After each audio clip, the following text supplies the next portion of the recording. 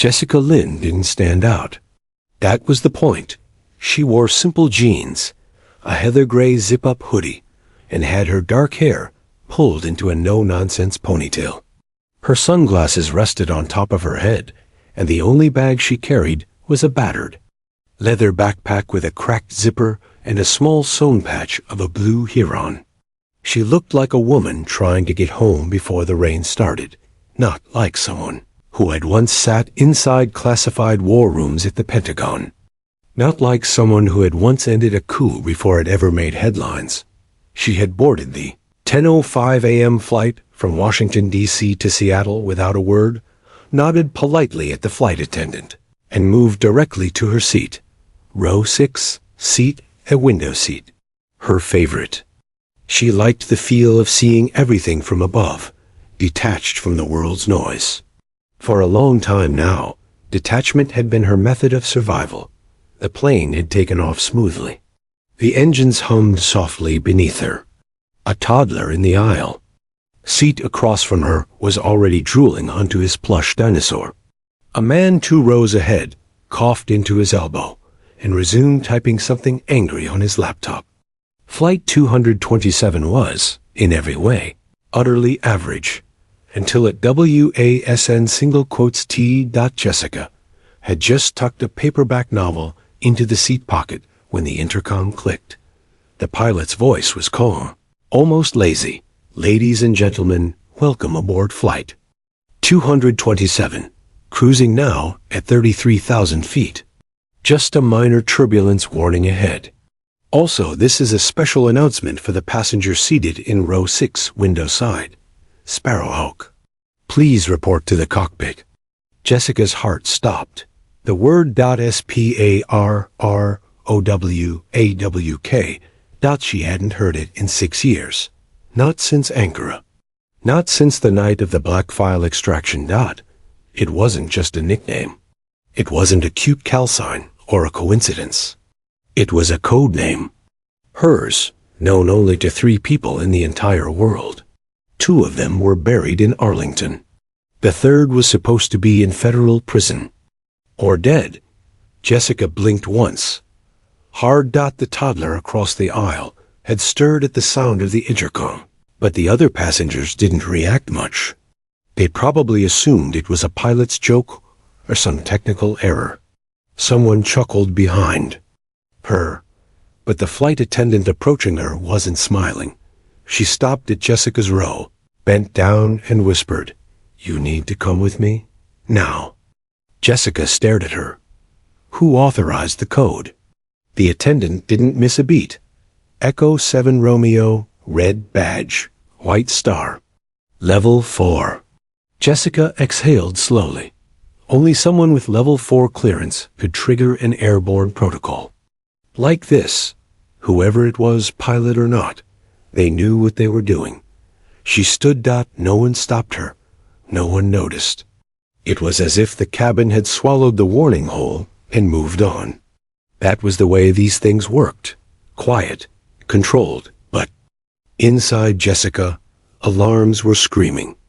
Her steps toward the front of the plane felt dreamlike. Muscle memory returned. Count exits, note seat configurations, check for unnatural bulges near the waists of passengers that might indicate concealed devices. One man turned as she passed and gave a slight nod, one that registered just a second. Too slow to be natural. She made a mental note of him. Seat 4C, 10 blazer. No carry-on. When she reached the cockpit door, the flight attendant pressed a code into the keypad. Jessica looked at the laminated note stuck above the panel. Cockpit access only authorized in case of emergency. Apparently, this counted. The door opened, and she was greeted by a face she didn't expect. "Captain Rodriguez?" she said, surprised. The pilot nodded. "Lieutenant Lynn, or do I call you Sparrowhawk again?" Jessica's mouth tightened. Why was the code used? He gestured to the co-pilot's chair. Empty. The assigned co-pilot never boarded. Dispatch says he signed in at 9:40 a.m., but no one saw him after that. Security footage cuts out. and our GPS drifted. I rechecked the flight path 5 minutes ago. We're off course by 37 miles northwest, and now we've lost contact with ground. Last I heard, tower control said there was a flag on this flight. Jessica sat down slowly. Her heart pounded, but her voice was flat. Sabotage? I don't know, Rodriguez said. But whatever this is, we need someone who speaks that language. You are activated under top clearance. I haven't been active in 6 years. And yet, he replied, here you are. Jessica leaned forward, scanning the flight system logs. She quickly found anomalies. Code injections that looked like navigational corrections, but were too frequent. The route had been subtly hijacked from the inside. Whoever did this knew commercial aircraft systems, knew how to bypass onboard redundancy protocols. This wasn't amateur work. Any threats? Onboard behavior? Unruly passengers? None that we've identified. But we haven't exactly had time to profile every seat. Jessica looked out through the windshield at the empty sky. White clouds, calm horizon. Death could be hiding anywhere. Do you know why they chose me? She asked. Doc Rodriguez shrugged. They said we had an in-air security breach, that someone would be on board to help if we used the call. Jessica didn't respond right away, because whoever set this plan in motion didn't want a hero. They expected her to show up. They'd called her name for a reason. Someone was already waiting for her. And that meant this wasn't sabotage. This was a test, and she had just stepped into its center. Jessica stared at the empty co-pilot seat. It was more than a red flag. For a commercial flight to be airborne without a verified second officer was a direct breach of FAA protocols. A pilot couldn't initiate takeoff without another certified officer present, unless someone had overridden the system manually. Where is his last traceable signal? She asked. Doc Rodriguez tapped a few buttons. Gate 32. Check-in timestamp. 9:41 a.m. Scheduled boarding. 9:50. Then nothing. No biometric scan at the jet bridge. No ID swipe. Just gone. Jessica leaned back in the chair, staring up at the ceiling of the cockpit, her mind racing. How the hell does a federal-cleared pilot vanish in a terminal packed with security? She muttered. Doc Rodriguez gave a tight shake of his head. We checked airport security feeds. From 9:42 to 9:53, there's a blackout. 3 cameras in that hall. All dead. Then they come back online like nothing happened. Manual blackout, she said quietly. Or a broadcast loop. Which means this was an inside job. Your co-pilot never made it to this plane. But someone wanted you airborne anyway. Rodriguez said nothing. His hands stayed firm on the controls, his face blank. But she could see the slight tightening of his jaw. Jessica glanced again at the logs. Altitude adjustments, minor heading corrections, fluctuating fuel readings. They weren't random. They were being executed remotely in microbursts through the ADC system.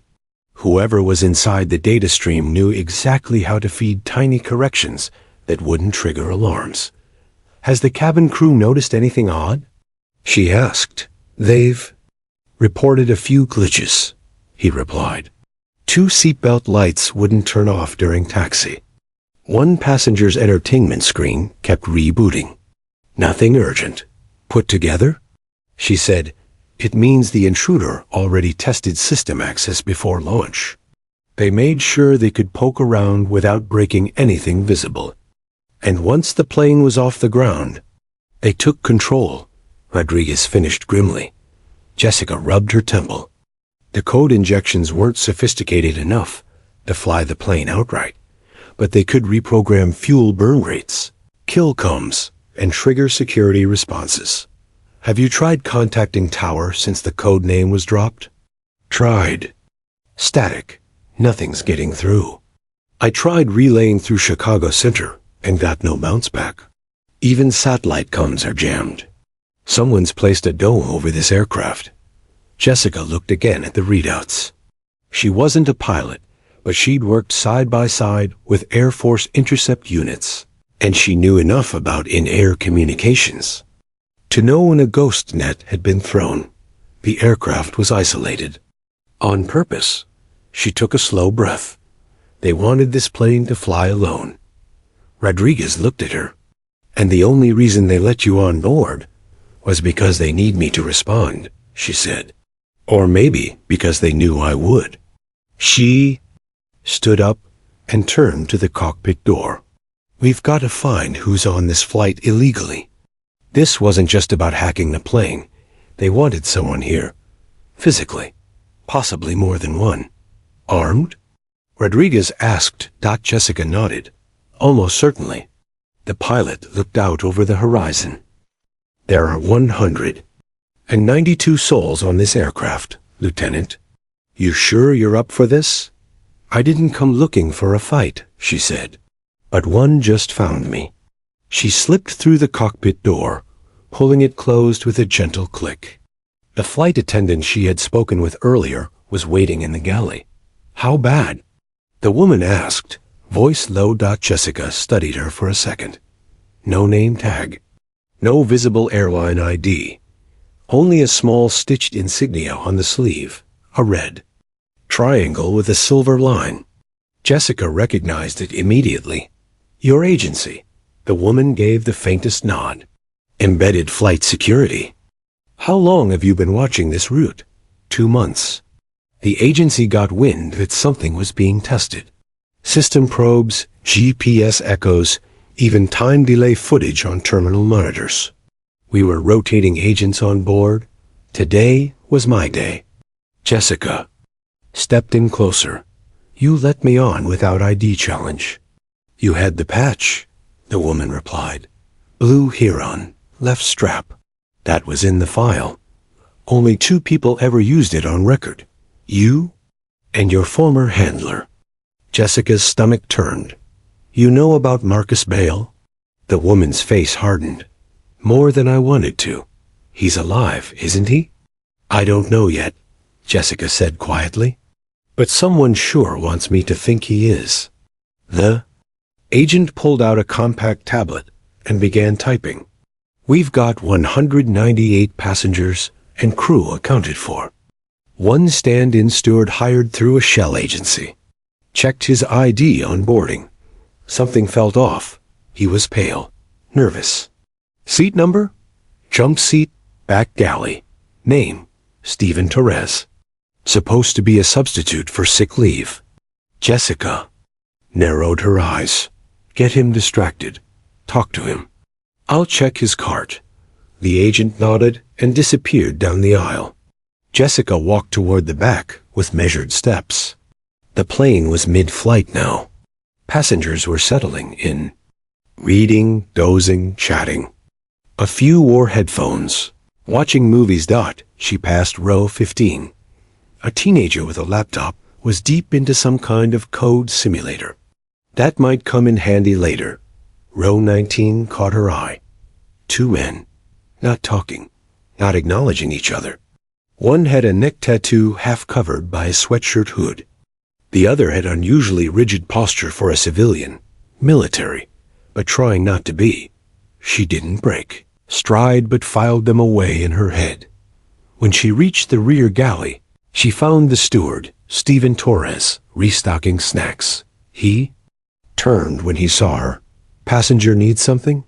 He asked, voice high-pitched. She smiled warmly.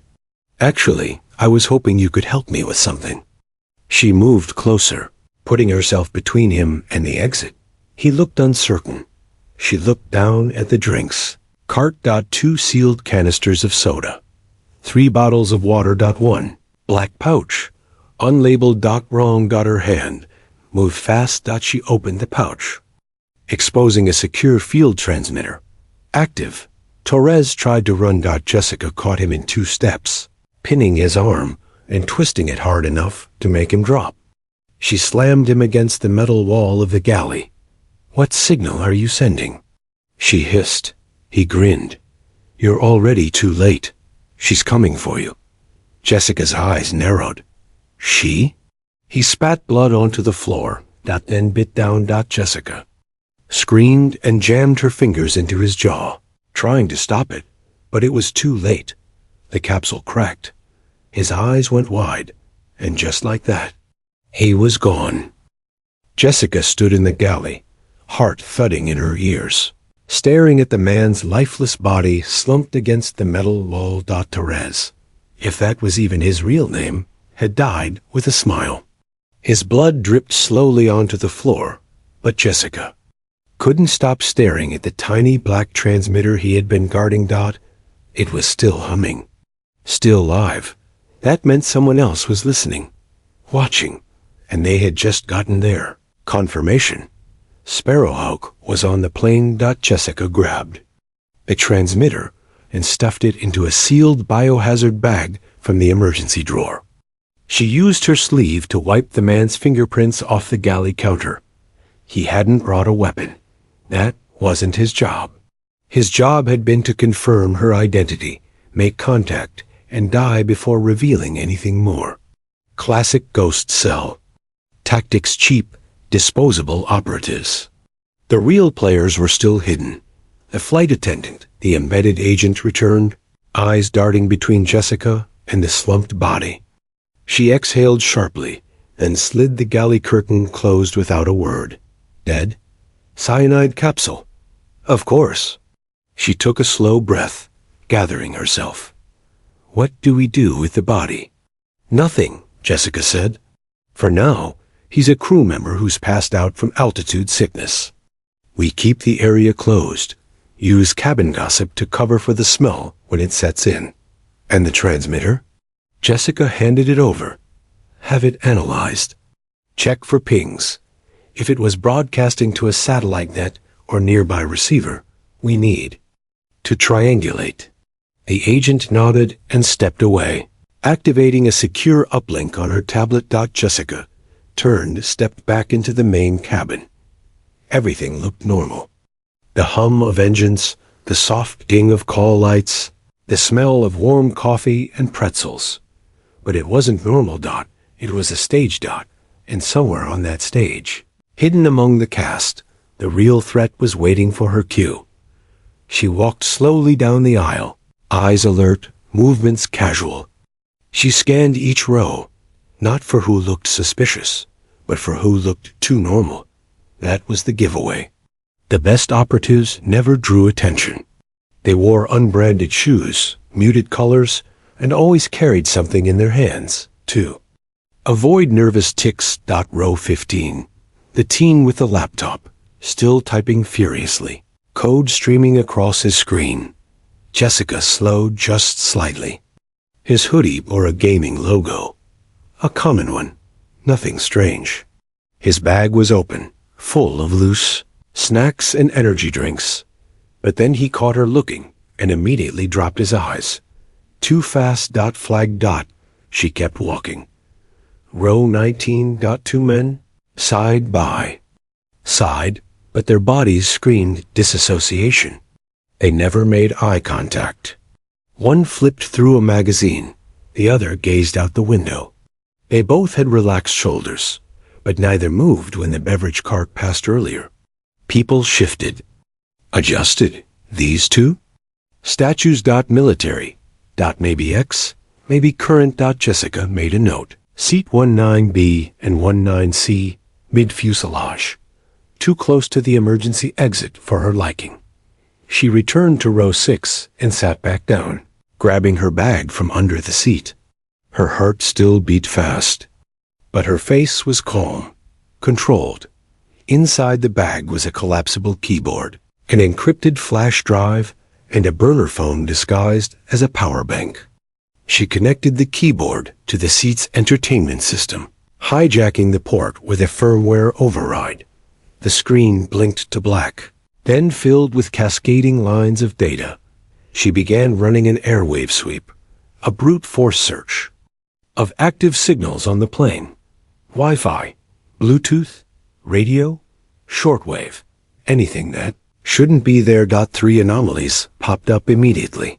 One matched the flight, crew's internal comms.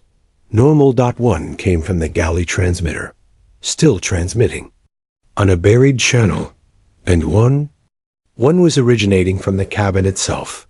Seat 19C. Jessica's eyes narrowed. She watched as the man in 19C shifted slightly, scratching the side of his neck, a subtle twist of his wrist, two fingers grazing behind his ear. That's where implants were usually placed. And if 19C was transmitting. 19B was his shadow, protection detail, maybe backup. Jessica reached under her seat and quietly unzipped a hidden flap in her backpack. She pulled out a pen with a red clip. Inside was a fast-acting tranquilizer in microinjection form, originally designed for field operatives in case of panic attacks. She had modified it. She slipped it into her hoodie sleeve, then stood and walked toward the lavatory, passing row 19 in the process.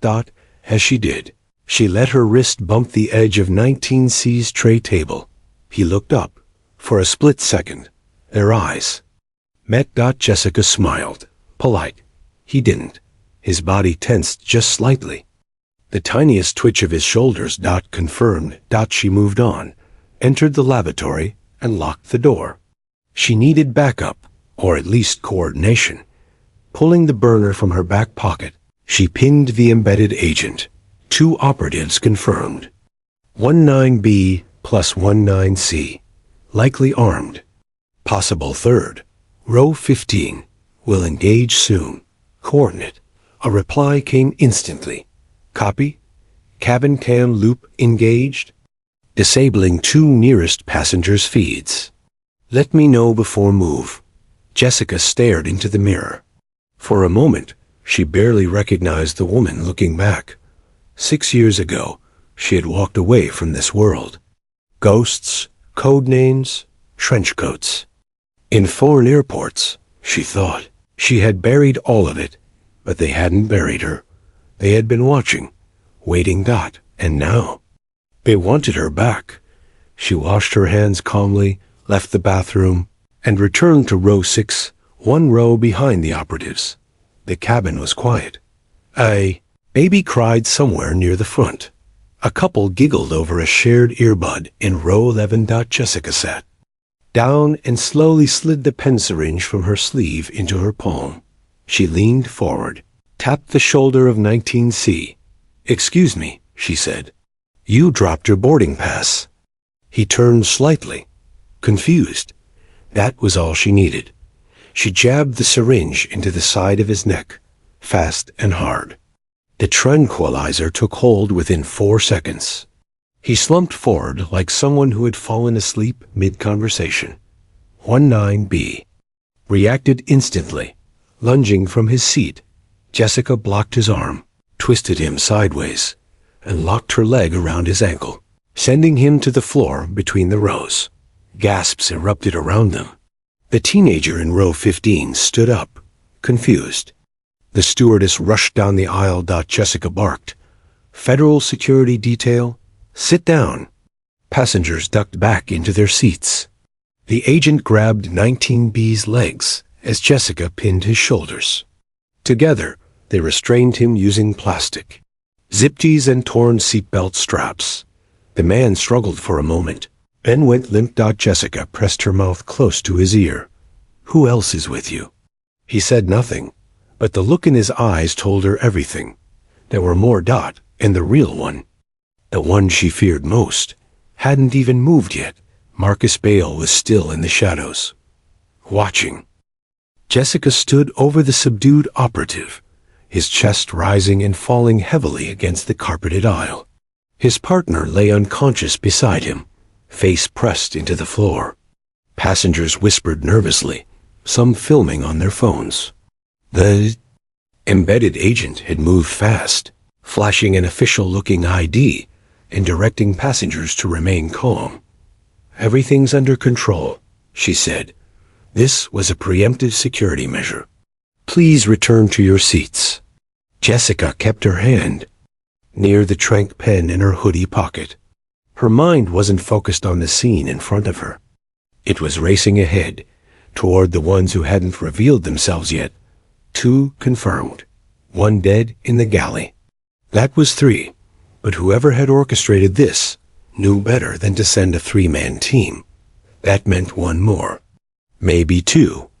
And the one she feared, Marcus Bale, hadn't shown his hand. Not yet.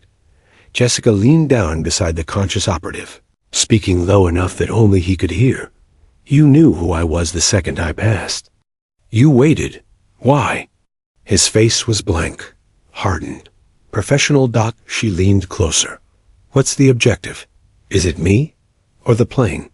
His lips twitched into a smile. Both.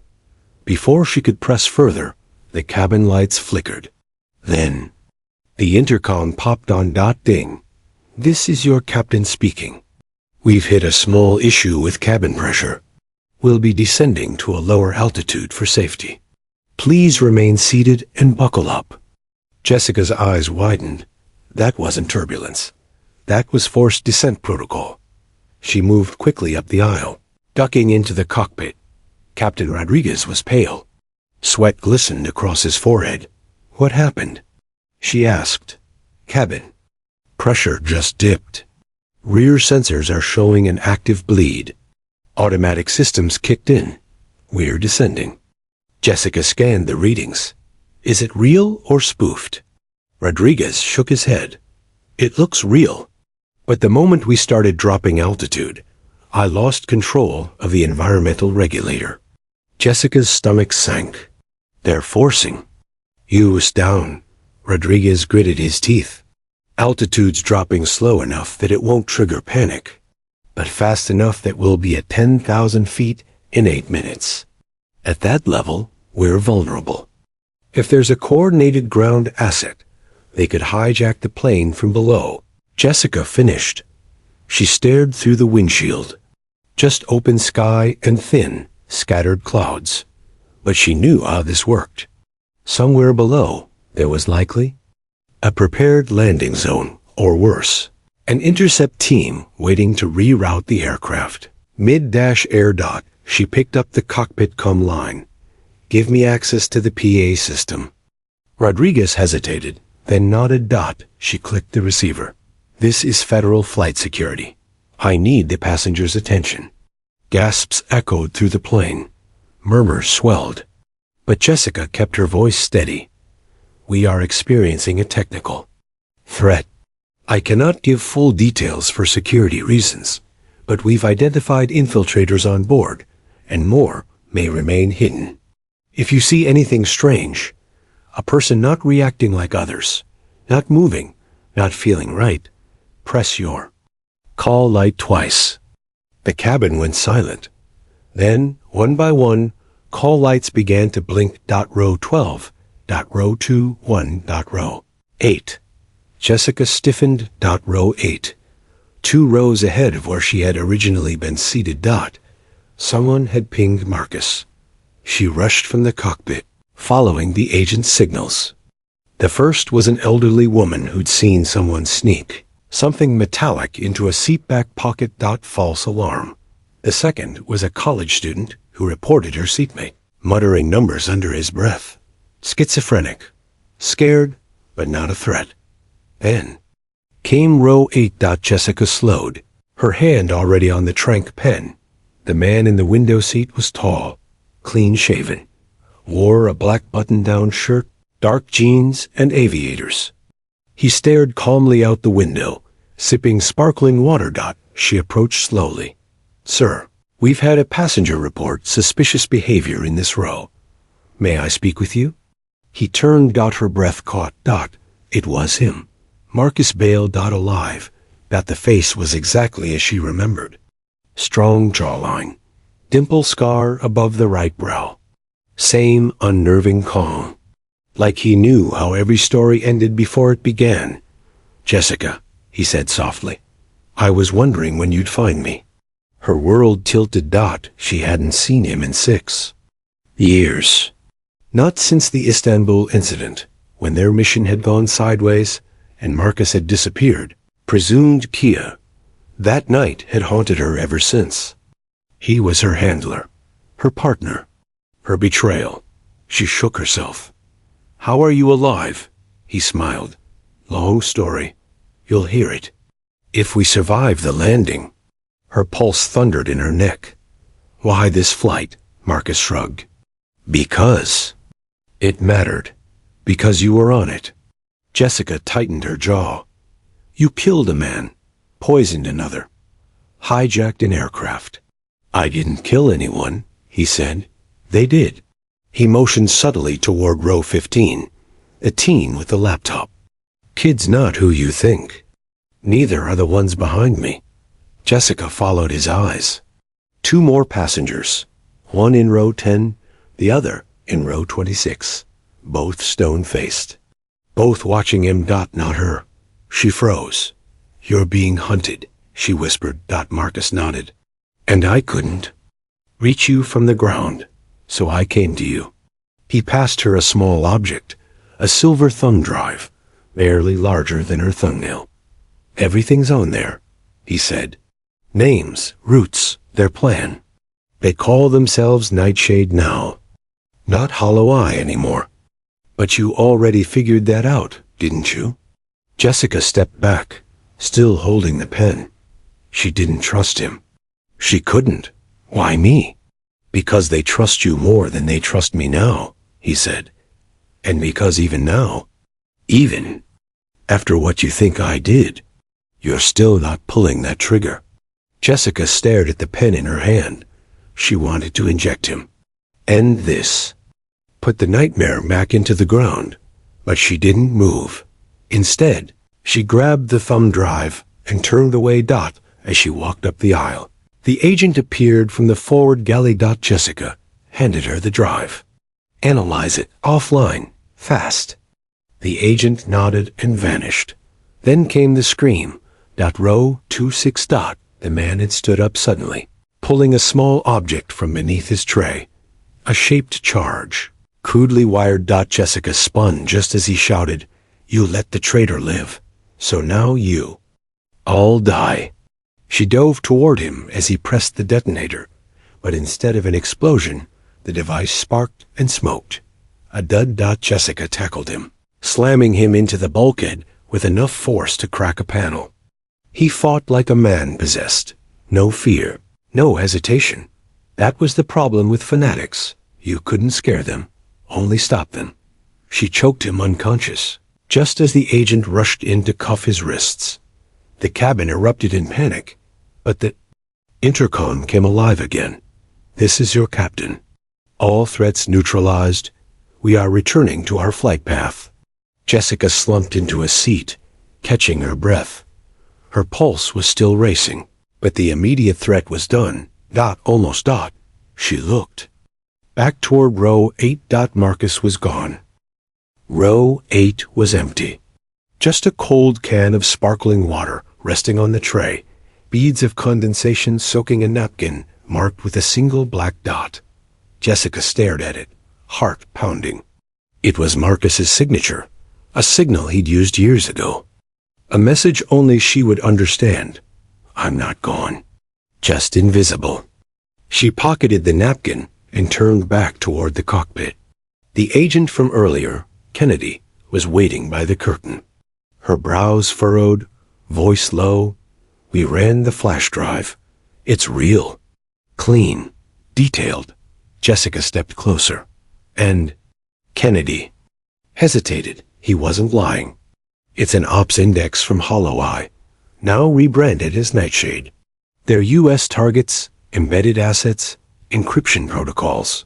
Names we've never seen, and some we've already buried." Jessica clenched her jaw.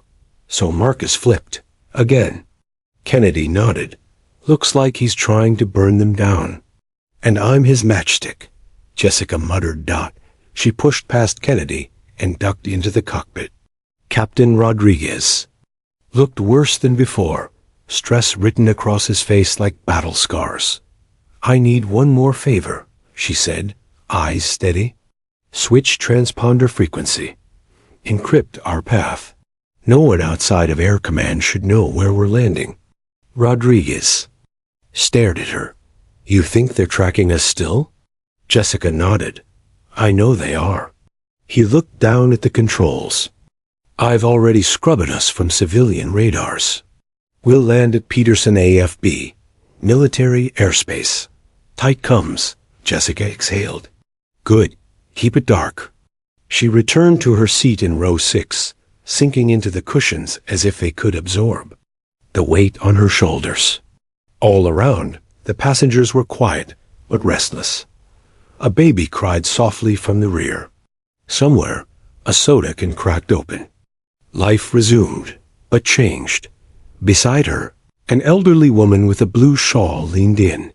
You're doing a good job, dear, she said, her voice gentle. We can all feel it. Jessica nodded, offering a faint smile. Thanks. But her mind was spinning. Marcus was alive. He'd come back for her. Or because of her. 6 years ago, during Operation Downlink in Istanbul, Marcus had made a decision that nearly got them both killed. He chose to follow an unverified source into a data exchange trap. Jessica had tried to stop him. He'd gone anyway. She got out. He did single quotes T. Until now. The thumb drive had confirmed the impossible. Marcus hadn't just survived. He'd gone. Deep. Deep enough to embed himself into the heart of a network. So secret, so shadowed, that not even the CIA had penetrated it completely. Until today. She checked her watch. 17 minutes until descent. Enough time for one last sweep. Jessica made her way toward the back of the aircraft, eyes scanning faces, luggage compartments, even floor panels. She paused near the lavatories and pulled a compact scanner from her waistband. It was military grade, issued only to Tier 1 field agents. She powered it on, sweeping low-frequency bands for transmitters, bugs, or signal anomalies. 2 false positives. And a ping dot behind the last row of seats.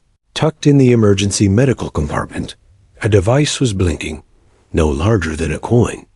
She pried it out with a pen. Tracker. Encrypted, active, and still pinging. Her blood ran cold. She raced to the front of the plane, slammed the device onto the tray in front of Kennedy. They know where we are. Kennedy's eyes went wide. How? Marcus must have been tagged before boarding, Jessica said. They're not stupid. If they suspected he flipped, they'd use him to find me. He was bait. Kennedy's hand went to her earpiece. Peterson Tower, this is Flight 647, requesting immediate lockdown protocol. Ghost protocol authorization. Confirm. The reply came fast. Confirmed. Ghost protocol activated. Runway and perimeter will be cold. Tactical welcoming party inbound. Jessica grabbed her backpack, yanked the zipper open, and reached inside. 2 Glock 19s, each modified for in-flight concealment. She handed one to Kennedy. Be ready. If they try to breach, it'll be fast, surgical. One point of entry, cockpit, or rear doors. They won't risk multiple access points mid-air. Kennedy nodded, chambering around. Jessica's hand hovered near the exit door window. She didn't know what Marcus's endgame was. But she knew one thing. Nightshade had eyes inside. The tracker was on the plane. But what if the transmission was being boosted? She pulled open the ceiling panel near the rear galley. Nothing. Then she opened the waste hatch beneath the floor. A blinking module. Wires fed into it from behind the beverage carts. Lot. A relay. Whoever planted this had access to the plane before takeoff. Ground crew? Maintenance? TSA? She yanked it free, smashing it with the butt of her gun. The plane jolted slightly, just as the intercom sparked to life. Descent commencing. Landing gear deploying. She returned to row 6 and fastened her belt. Out the window, the dark terrain of Colorado unfolded like a sleeping giant. Peterson Air Force Base glittered in the distance, floodlights spearing the black sky. The runway was clear. No other aircraft. No visible movement. Too clear. Jessica's gut twisted. Something's wrong, she muttered. The wheels kissed the ground gently, almost too gently. No braking turbulence. No lateral sway. She peered out again. The plane was slowing, rolling down the strip, but still no people. No soldiers. No security. Just nothing. Kennedy moved up the aisle, whispering, "Tower says they're here, but no one's visible. Orders are to wait for stairs." Jessica stood. Negative. "We disembark now." Kennedy blinked. "We don't even have." A sudden flash. Outside the port wing. Then smoke. Diversion. Jessica yelled, "Everybody down." A hiss echoed through the cabin. Gas. From the vents. She grabbed the oxygen mask from overhead and punched the emergency lever, cracking the latch on the emergency hatch. Wind screamed through the opening, dissipating the gas. Jessica forced it wider, using her elbow to pop the full emergency slide. "We're under assault," she yelled to Kennedy. "Evacuate the front. I'll cover the rear." Passengers screamed, scrambling over seats. Jessica turned, and there he was. Marcus. Standing near the galley. Gun in hand, but not aiming at her. At a figure emerging from the rear. Lavatory. Jessica didn't hesitate. 2 shots.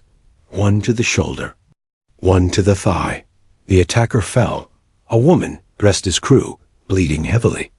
Marcus approached, handed Jessica a smoke canister. "No time," he said. "They'll collapse the runway next." Jessica grabbed his arm. "We're not done." Marcus nodded. "We will be, once you know everything." The plane trembled beneath them. Jessica looked back at the passengers, sliding to safety in the distance. Screams, panic, wind and chaos. Then forward, again, toward the blacked-out vehicles speeding. Down the tarmac. And the shadows inside, waiting to finish what had begun. The blacked-out vehicles screeched to a halt near the base of the runway, just as the final passengers cleared the slide. Air Force security fanned out, weapons drawn. Jessica and Marcus sprinted toward the perimeter fence, guided by Kennedy's hand signals and a flare marking the safe zone. Once inside the armored transport, the doors slammed shut behind them. "Drive. Now," Jessica barked. "If they breach the runway once, they'll do it again." The vehicle jolted forward. Inside, floodlights bathed the group in sterile white. The roar of the wheels drowned out everything but Jessica's racing thoughts. She turned to Marcus, still gripping the Glock. "You have 60 seconds. Start talking." Marcus didn't flinch. "They knew you'd come to that flight. They lured you in. I just turned the trap on them." Jessica narrowed her eyes. "Who's they? I need names." Nightshade's leadership structure changed. You wouldn't recognize the faces, but you'll know the sponsor. He reached into his jacket, pulled out a leather-bound packet, and handed it to her. Inside were printed photographs, grainy but damning. A man in a civilian Pentagon office. Another at a Senate hearing. A woman leaving a private contractor's compound in Nevada. Jessica froze. "These are U.S. officials," she whispered. "Not just officials," Marcus replied. "Handlers, coordinators, quiet shareholders. Nightshade is no longer an off-the-books kill cell. It's a privatized military arm, sold off, fractured, and more dangerous than ever. Their assets are ghosts. They erase their own paper trails." Jessica clenched the file. "And you've been inside all this time?" Marcus nodded. "After Istanbul, they thought I was dead. I played along. It gave me 6 years of embedded access. I've recorded drops, assassinations, crypto routes, shell companies, but I couldn't reach you until today." Jessica stared at him. The man she'd buried in her mind, now resurrected and standing in front of her with proof of the corruption she'd suspected for years. So why now? Marcus's eyes darkened. Because they've moved from covert influence to open strikes, domestic ones. They've created something called the filter. Jessica blinked. What is it? A preemptive AI threat matrix. Predicts which American citizens will cause disruption. Activists, whistleblowers, dissenters. Then Nightshade filters them before they speak. Disappearances, suicides, medical anomalies. Jessica's heart pounded. You're saying they've weaponized domestic profiling? I'm saying, Marcus said, they've already tested it. 3 disappearances in the past week, all flagged as future threats by the filter. And guess who signed off on the pilot program? He flipped to the last page in the folder. Jessica's breath caught Kennedy, the woman sitting across from them. Adjusting her comms device, Jessica didn't hesitate. She reached under the seat and unholstered her backup pistol. Marcus grabbed her wrist. Wait, not here. Not yet. We need her. Jessica hissed. She's part of it. She was, Marcus said. Until 3 weeks ago. She flipped. She gave me that file. Kennedy looked up. Took you long enough to show her. Jessica stared at them both, fury and betrayal wrestling in her chest. You knew all along? She said to Kennedy. You sent me into that flight? I sent you, Kennedy said softly, because I needed someone they couldn't trace. And someone they feared. Jessica lowered the gun slowly. You used me. I trusted you, Kennedy said. That's different. The transport lurched. The driver's voice crackled over the speaker. Approaching hangar. Ghost protocol still in effect. No comms breach. The vehicle slid to a halt, and the rear doors opened. Inside the hangar, a small operations team waited, analysts, tacticians, and a single general in dress blues with no insignia. Jessica and Marcus stepped out together, guns holstered but ready. The general spoke first. Agent Marrow. Welcome back. You've caused quite the stir. Jessica raised an eyebrow. You're on our side? For now, he said. I don't appreciate federal agencies trying to privatize murder. He handed Jessica a key card. That'll get you into Vault 7. We've cleared space for one operation. Dismantling Nightshade. Jessica hesitated.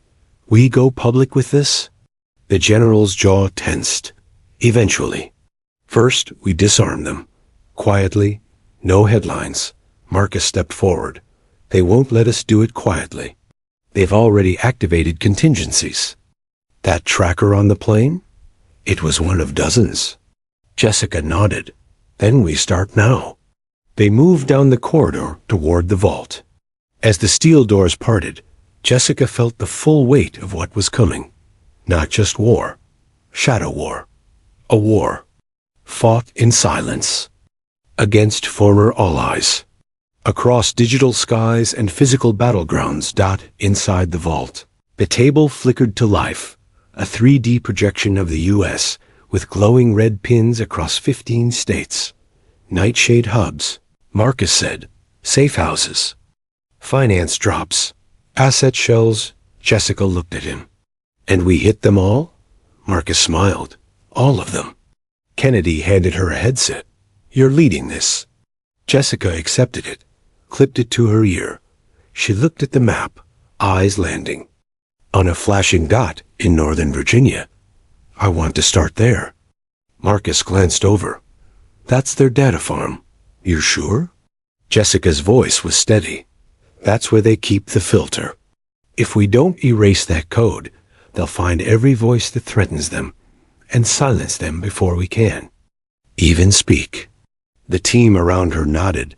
Marcus placed a hand on her shoulder. It's good to have you back. Jessica didn't smile. She just whispered, it's good to finally matter again. Night was ink black as the stealth convoy rolled across Virginia's backroads. Jessica, suited in matte black tactical gear, crouched in the lead transport.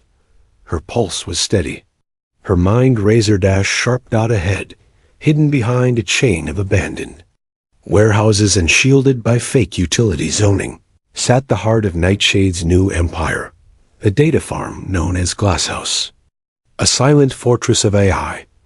Inside its walls, the core servers for the filter. Jessica adjusted her earpiece. All teams, green status check. Delta 1, green. Delta 2, green. Echo Sniper, green.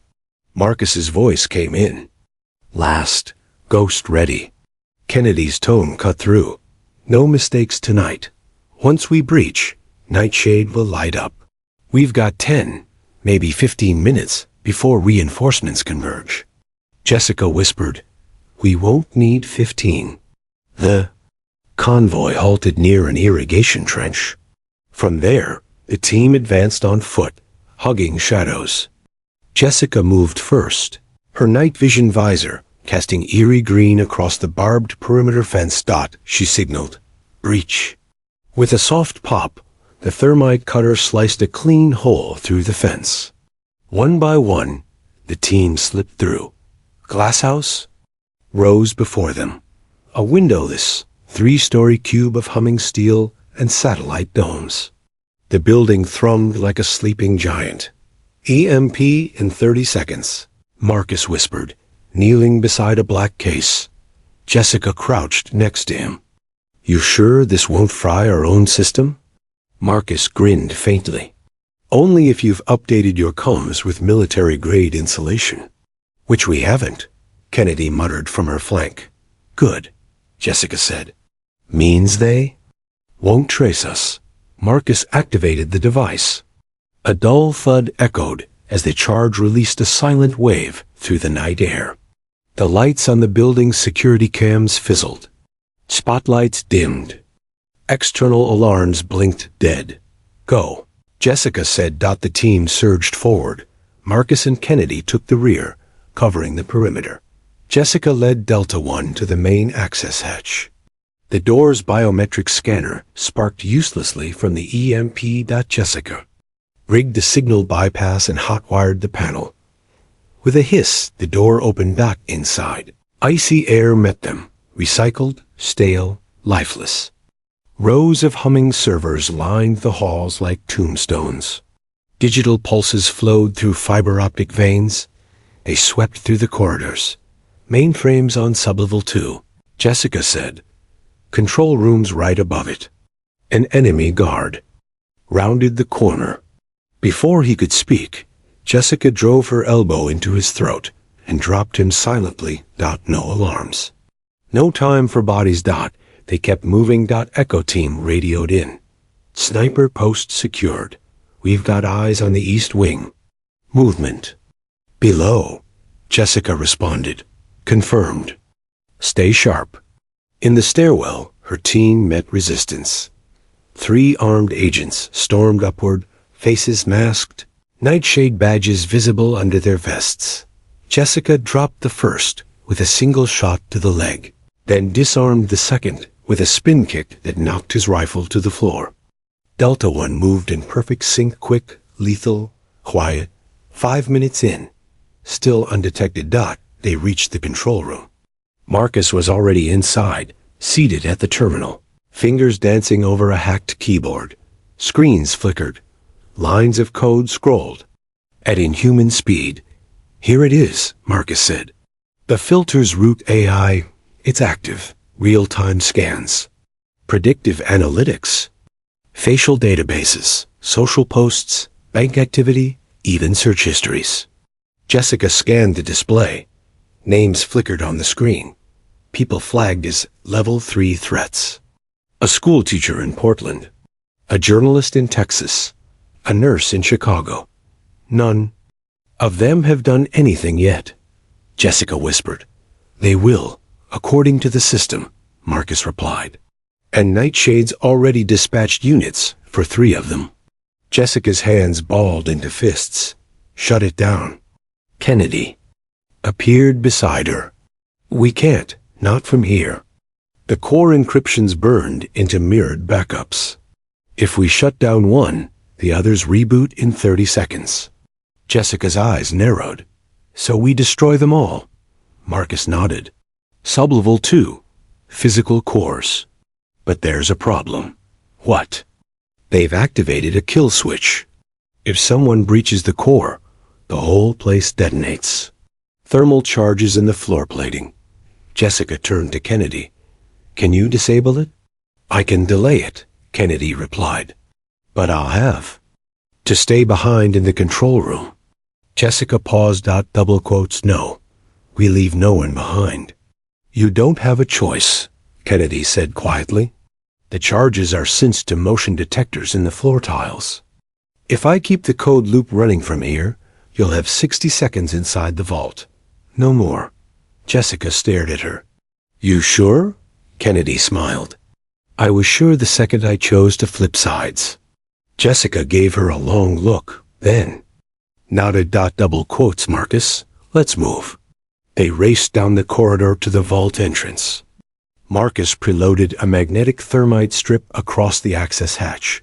60 seconds starts now. Kennedy's voice crackled over the radio. The door blew open. Inside, glowing blue cylinders pulsed with heat. The cores.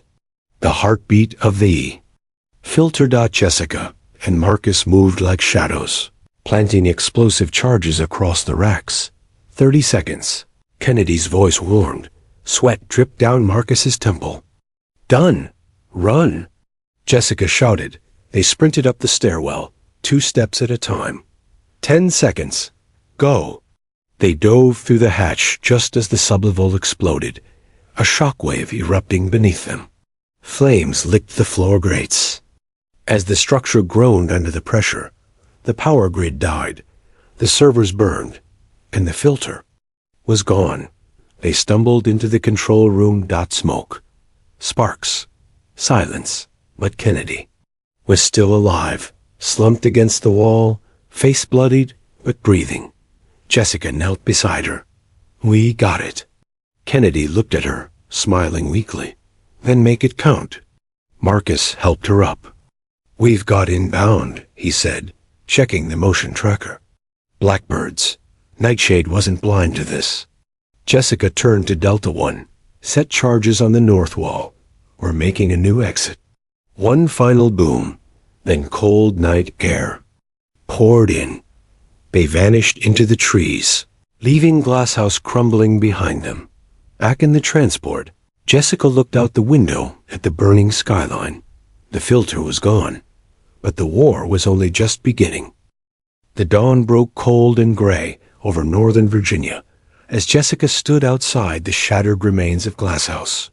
Smoke curled skyward, swallowed by the morning mist.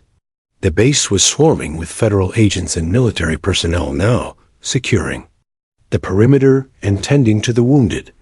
Inside the command center, the general awaited her arrival. His eyes were grave but resolute. Agent Marrow, he said, you've done more than anyone dreamed possible. Nightshade's core is crippled. Jessica nodded, exhaustion and relief washing over her. But not destroyed. Their leaders are still out there. And you know as well as I do, power like this doesn't just vanish. The general's gaze hardened. We have one last target, the sponsor, the mastermind behind Nightshade. He slid a dossier across the table. The photo inside chilled her to the bone. A woman with steely eyes and a cold smile. Director Evelyn Kane, once a top intelligence official, now a shadow puppeteer, wielding a private army in plain sight. Jessica clenched her fists. I want to bring her down, publicly. Marcus appeared at the doorway, fresh bandages on his arm. That's a risk. Let her make a public case? Marcus shook his head. She controls too much. If we expose her now, she'll vanish, dissolve into the system. And worse, she'll trigger the filter's failsafe. Jessica's heart skipped. The failsafe? A protocol that activates a nationwide purge, Marcus said grimly. The very system we destroyed had backups encrypted in multiple locations. Kane's ultimate weapon. The general stepped forward. We've debated this. There are 2 options. Capture and prosecute quietly or expose her immediately. risking chaos, but unmasking her forever. Jessica stared at the photo again. Evelyn Kane, the woman who had pulled strings behind closed doors for years. The woman who'd turned the country's security into a weapon against its own people. Justice, Jessica whispered, is complicated. Marcus said, sometimes survival is the first step to justice. She looked at both men, then took a deep breath. We go public. 2 weeks later, the world changed. The story broke across every major news network. Leaked documents, eyewitness testimony, and hard evidence compiled by Jessica, Marcus, and Kennedy. Director Kane was arrested in a midnight raid. Her private fortress surrounded by federal troops. The public was stunned. Protests erupted. Calls for reform flooded Congress. But Nightshade's grip was not gone overnight. Encrypted threats flooded Jessica's secure line. You have 10 days. The filter's fail-safe was activated. Dormant data nodes sprung to life, targeting dissidents, activists, anyone with a trace of resistance. Jessica and her team worked nonstop, coordinating rescue ops, shutting down hidden nodes, and protecting targets. The fight had become public, messy, brutal, and deeply personal. One night, Jessica sat alone in her apartment, the city lights casting long shadows. Her phone buzzed. Video message. It was Marcus. I'm leaving, he said softly. There's more of this out there. Ghosts like us. We can't fight them all. Jessica swallowed hard. What about us? He smiled sadly. You've already saved more than you know. It's time for me to disappear. For real. Promise. Me, you'll stay safe. I promise. The screen went black. Jessica looked out over the city. The world was fragile. Broken. But alive. She wasn't just a passenger anymore. She was a guardian. The codename Sparrowhawk wasn't just a secret. It was a legacy. And as long as she breathed, the fight for truth and freedom would never end.